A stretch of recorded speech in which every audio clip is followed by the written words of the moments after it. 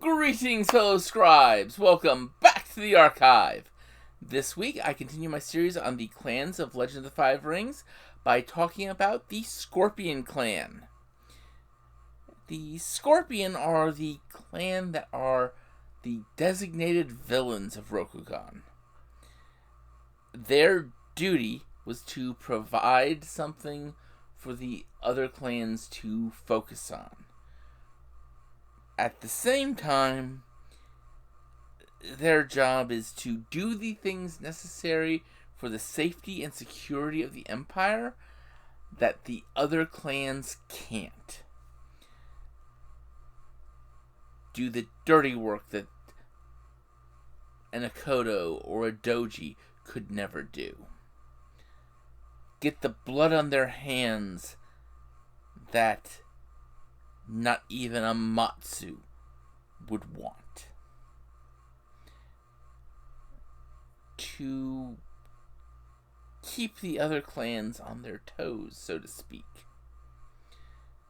And, of course, to keep secrets. Hence why they're known as the Clan of Secrets. So sit back, relax, and enjoy as I talk about the Scorpion clan.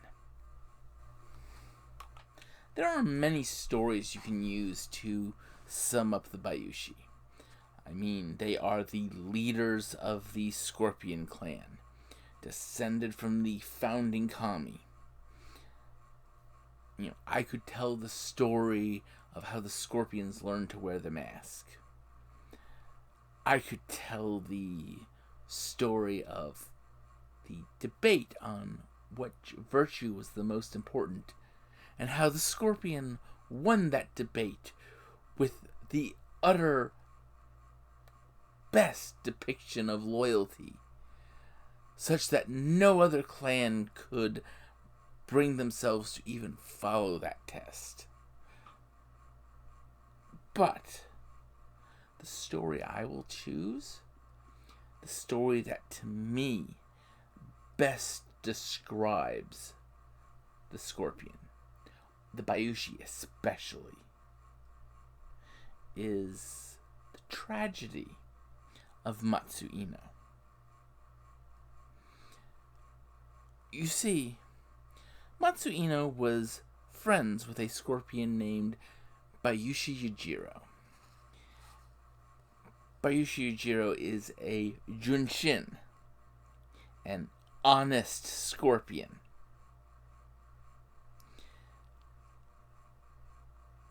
Yes, it's so rare that they have a name for it. But Matsuino was also a brave warrior. Of course he was. He was a lion. And that's what lions are. And from there, we have the fact that he's also a Matsu, which means a Matsu's passions run close to the surface. Even those not trained as Matsu berserkers will always be a passionate lot, prone to speak their minds. And this is where we get into trouble. For you see,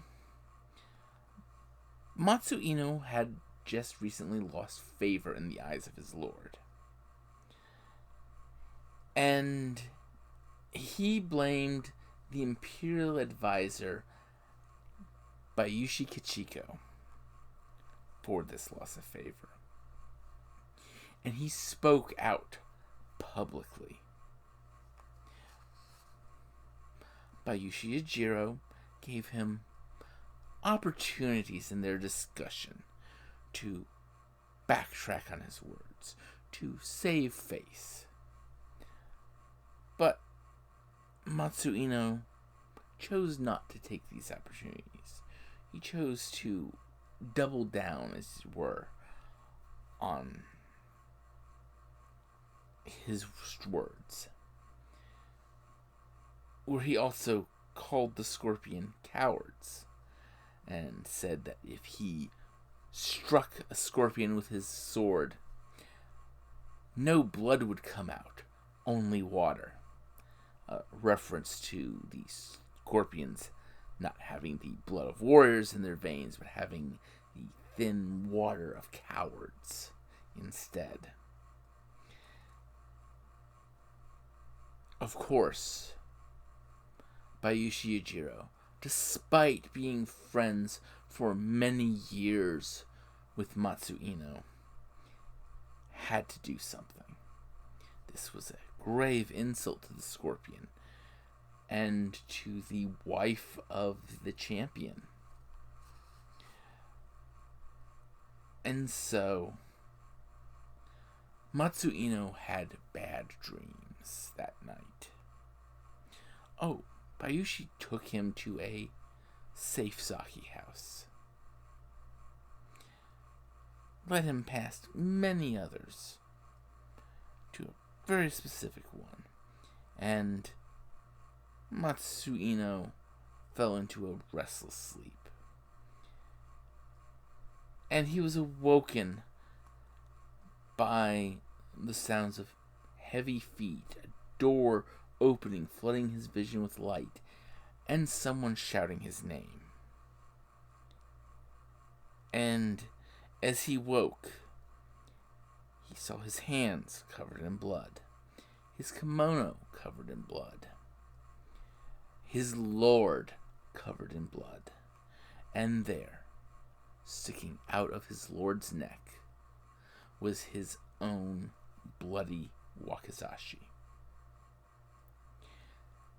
And as his senses came to him, he found himself surrounded by Bayushi Yujiro, Emerald Magistrate, and his Yoriki, his deputies, basically. And Yujiro had him brought before him. And Matsuino was still, at this point, recovering from the sake that he had had the night before. And he could not, at first, answer Yujiro's questions. But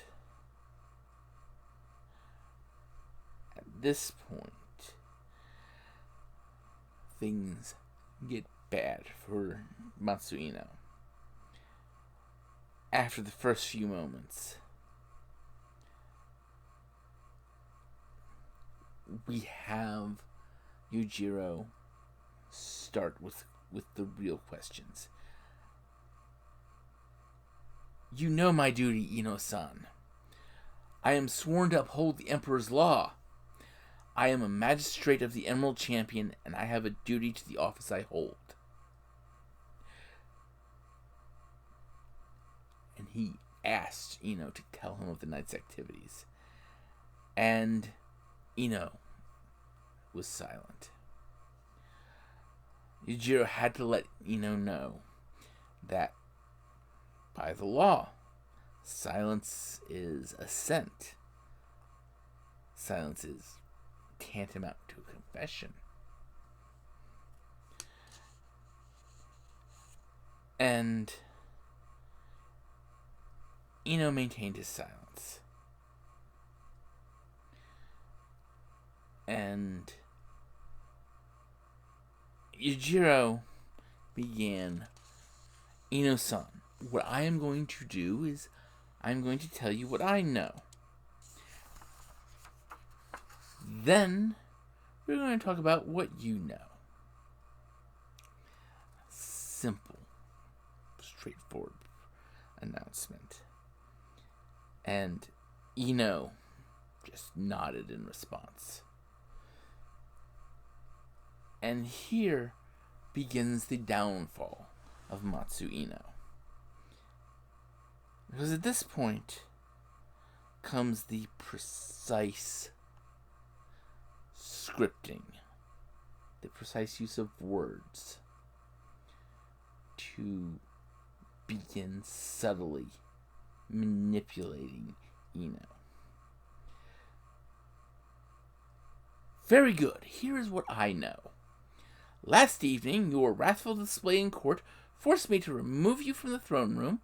You and I talked as we walked and agreed that we should speak of the subject in more comfortable surroundings. We stopped by a tea house, your favorite if I recall correctly, and we enjoyed the company we found therein. You left with your consort and I left with mine, and that was the last I saw of you until a few moments ago. I do know that during the meal, you spoke harshly of your lord. You said you had been passed up for promotion on more than one occasion, and that your lord was not judging you fairly. I assumed the Saki was speaking for you, but now, if I had known your lord was here in the same tea house as us, I would have recommended another. Yujiro played this role perfectly. He knew where the Lord was. And he set this up.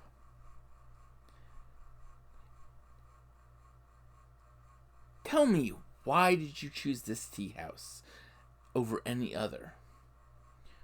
We walked a long while to get here.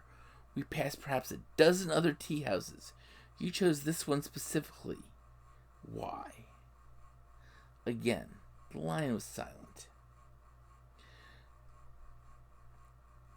Then, Jiro continues. Let us continue. A scream awoke me from my sleep only moments ago. I took up my sword, charged down the hall, told my consort to call for local magistrate and his Yoriki. When we arrived, we found you here in this room. And I normally don't read the stuff directly from the text, but this whole sequence is so precise. There's such precise wording used here.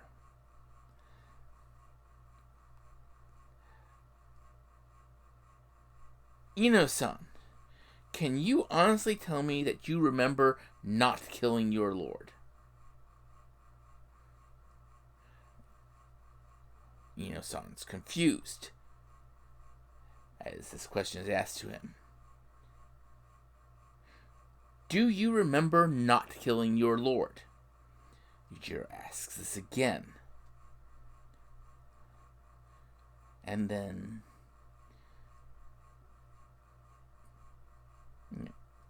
we have the response from Ino now. I do not. And then Yujiro begins to hook. Do you know for a fact that you did not kill your lord? It is a simple question. Answer it yes or no. The lion said, I do not. Yes or no, Ino-san? Yes or no? Ino shook his head. I do not know. So you cannot tell me that you did not do it. I did not kill my lord, the lion shouted. But you do not know that, do you? Yes, I do. I did not kill my lord. You do not know that, do you? You cannot honestly tell me, can you? And the lion, angry, Yes, I can. I know I did not do it. Do you remember doing it? No, I do not remember doing it. Doing what, Ino-san? I do not remember killing my... Ino stopped. And that's where Yujiro caught him. I am so sorry that you do not remember such a horrific act, Ino-san. A man should carry the weight of his crime to his ancestors. And that is a Bayushi. That sums the Bayushi up perfectly. It doesn't matter if Ino-san killed his lord or not. Yojiro convicted him with the presence of the Yoriki and another magistrate by manipulating a confession out of him, even though Ino knew he didn't. Or at least was pretty sure he didn't. That story tells all you need to know about the Bayushi. That sums them up perfectly. It is one of the greatest ironies that the story that best describes the Shosuro family is not the story of how Shosuro died to bring the Black Scrolls back from the Shadowlands, or really any of their stuff dealing with their infiltrator school. But instead is the story of the last play of a Matsu playwright. You see, Matsu Sinoku wrote a play called Mercy. This Matsu was known for her mother having been a scorpion, and she attributed her skill with the pen to this mother. Likely her mother was a Shosuro, because the Shosuro are well known for their acting academy, and actors know what would make a strong script. So, Matsu Sinoku's last play, the play Mercy. This was a story of a great, well-known tragedy among the lion. The tragedy of Matsu Uji.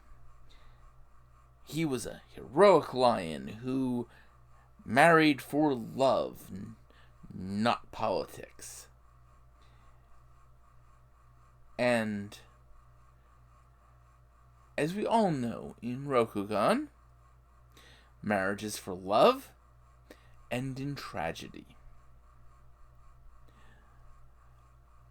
Now, this play opens different from so many others. You see, it opens not with the curtain rising, but with the actress who would play the bride of Matsu Uji walking down the middle of the audience, standing before the crowd and giving a soliloquy, and then the curtains rising. The soliloquy, this tells us so much of the Shosuro in and of itself. Good evening, dearest brothers and sisters. This evening you will witness to a tragedy. The tragedy of Matsu Uji has been called. But this evening it has a different name, and with the new name comes a new lesson. My name is Shosuro Sushanumi, and I am the scorpion bride of your Matsu Uji. I am the villain, the seductress, the traitor. I will seduce Uji's Karo, and while he lies in my arms, I will persuade him into betrayal and murder. And as he will be seduced, my brothers and sisters, so shall you all be seduced. And just as my husband is murdered, so shall you all be murdered. For if it is true that death brings new light to our eyes, then so shall your eyes be opened. Arm yourselves now, for murder is my motive, and my words are my poison.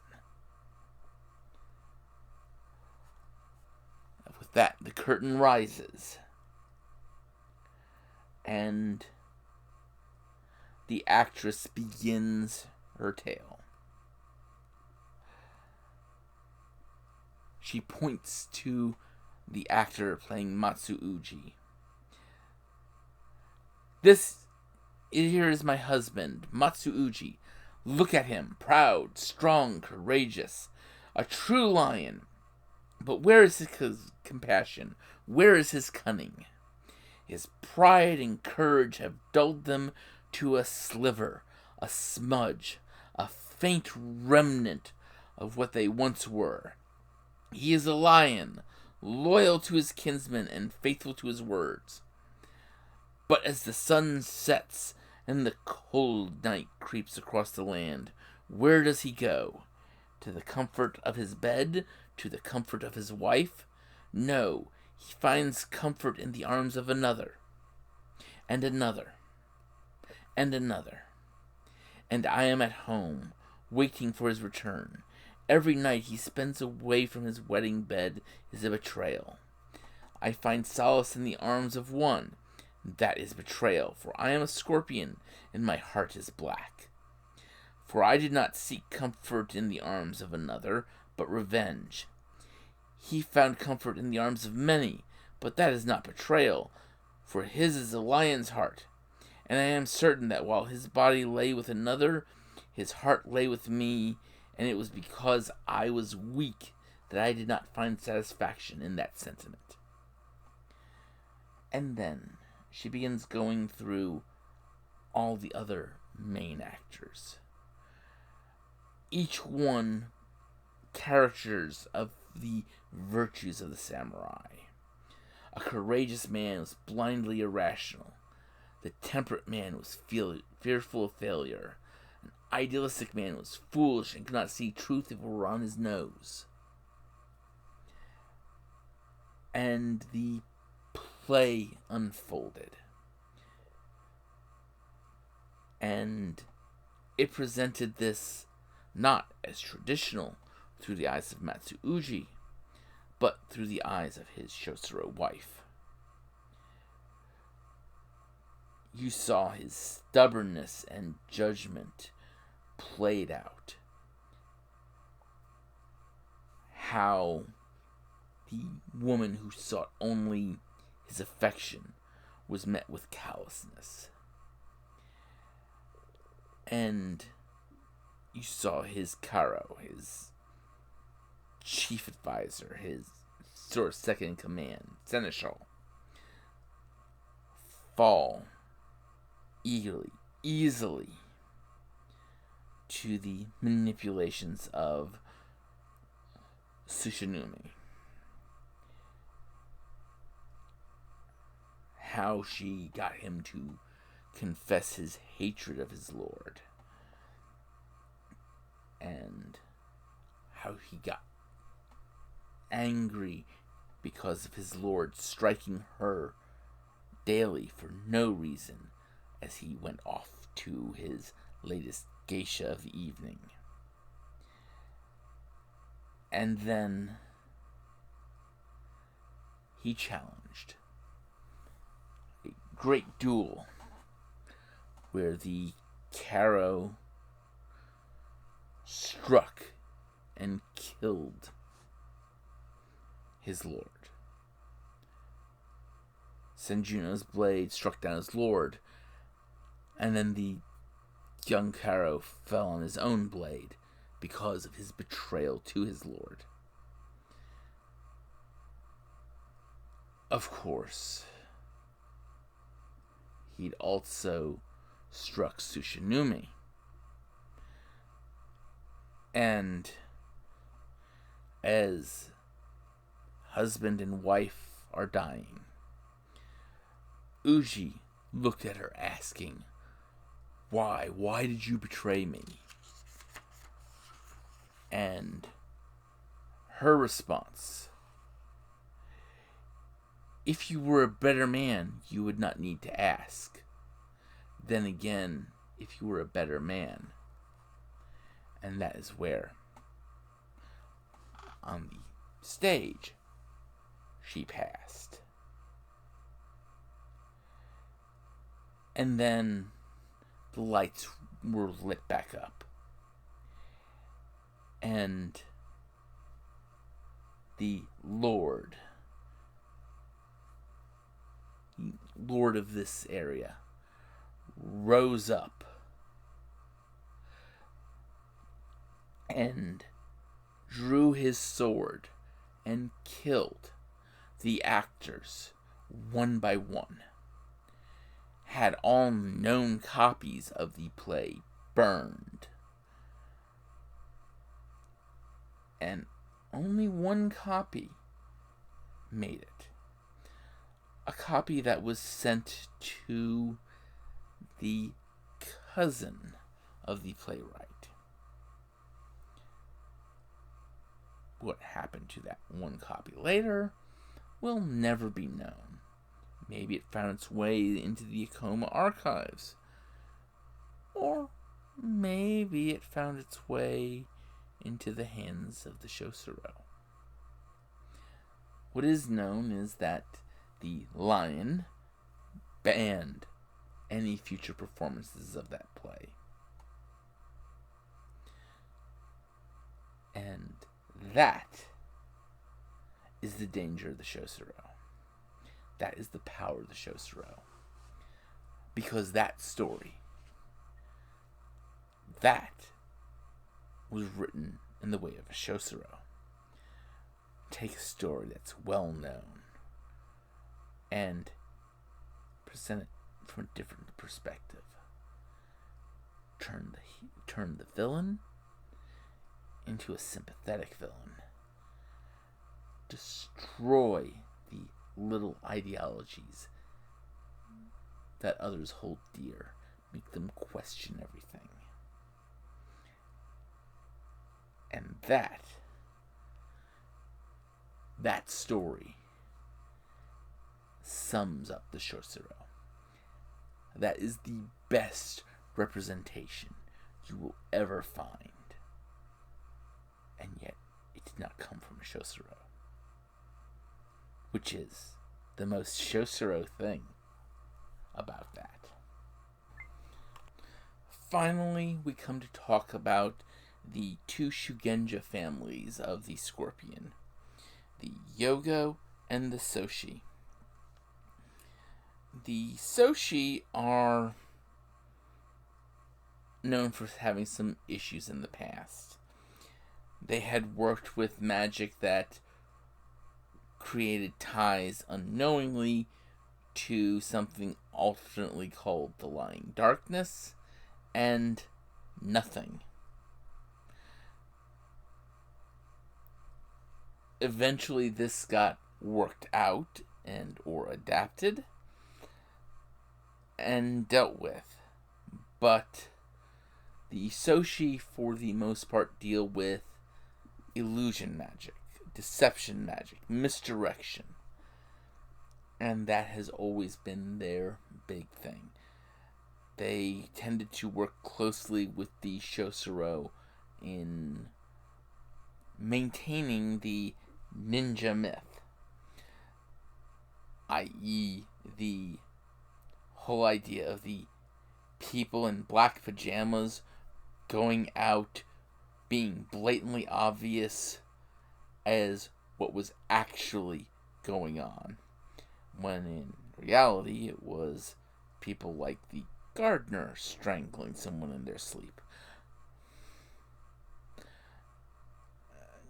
It was a whole misdirection. And as I said, the Soshi assisted with that. The Yogo are different. The Yogo are renowned as ward masters. They create magical protections, magical shields. They are the ones who set up the wards around the original 12 Black Scrolls to imprison Fu Leng. They were involved in sealing Ichiban's tomb. And they have a curse. In fact, this curse is why they were recruited to the Scorpion. A Maho Tsukai had cursed Isawa Yugo back at the dawn of the Empire, back during the initial war against Fu Leng. He was cursed that he would betray those he most loved. And ultimately, Bayushi convinced him to join the Scorpion because he did not love Bayushi.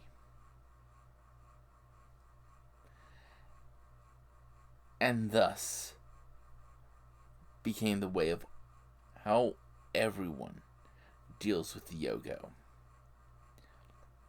You want to stay safe from the curse? Make sure the Yogo hates you.